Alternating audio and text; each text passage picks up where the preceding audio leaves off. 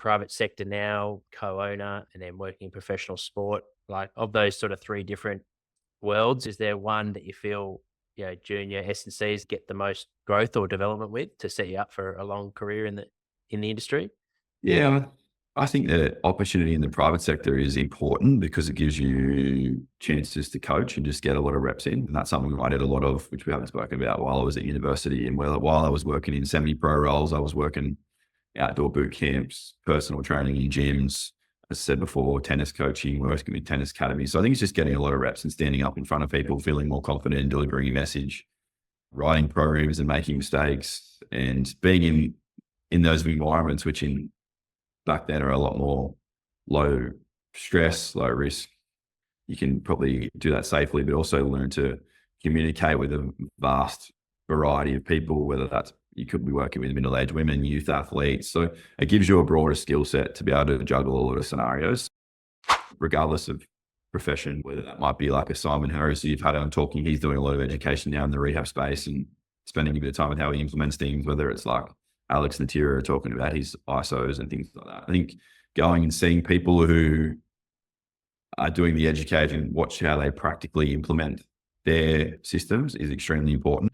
And I think in getting up and teaching makes you have to understand your content to a higher level. So definitely any opportunity for, regardless of the population, you might be working at a local gym and you want to get in front and give a presentation to the members, or whether that's running a high performance seminar or things like that, getting an opportunity to educate others is going to make you have to have a higher level of understanding around your content that you're going to be presenting on. So I think that only transfers extremely well to then your ability to convey that to players or coaches and talk to different levels of the spectrum as well. From a private sector to pro sport, like for those that want to build rehab experience, what are the different sort of recovery protocols or technology?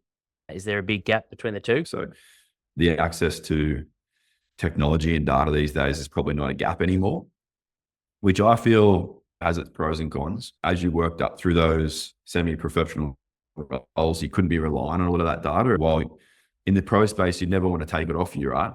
But you want to use it to help you make decisions. But I'm a bit conscious of how young coaches coming through that are going to have GPS access from day one, going to have force plate access from day one, all that sort of stuff, how that's going to mold their ability to coach and trust their coaching eye and make decisions on the fly and be able to adjust and be fluid with their decisions, which I think a lot of is the benefit. Early days when you've just got a whistle and a stopwatch, you have to get really good with understanding speed progressions when you're just using your eye and not relying on live GPS and low progressions and the like. Do you have like KPIs that is position specific that you come up with the coaches, or is it more subjective on the athlete or the coach's like rating system?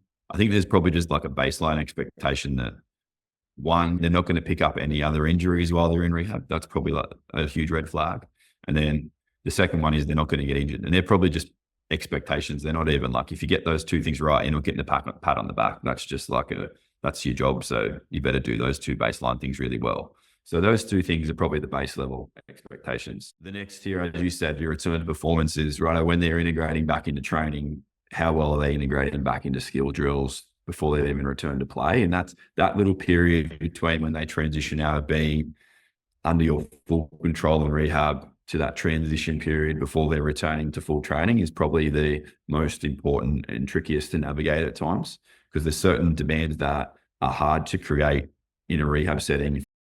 What about the common mistakes, I guess, that you've seen coaches make with athletes from a strength and power point of view or reconditioning that listeners could benefit from? Hopefully they don't make themselves or just have awareness around.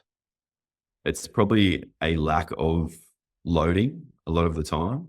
I feel that acute stage is probably a lot more people who could load from a rehab perspective a lot more than they do in the early windows. It can be a relationship with your medical staff.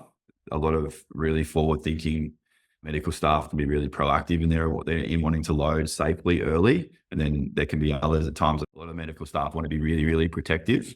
So, which makes it harder in the back end. So from a strength and power perspective, just understanding what you can do as early as you can do and optimizing your opportunity and your window that you have there, maybe whether that's pre-return to run or while they're returning to run, to get as much into them as you can feel safely.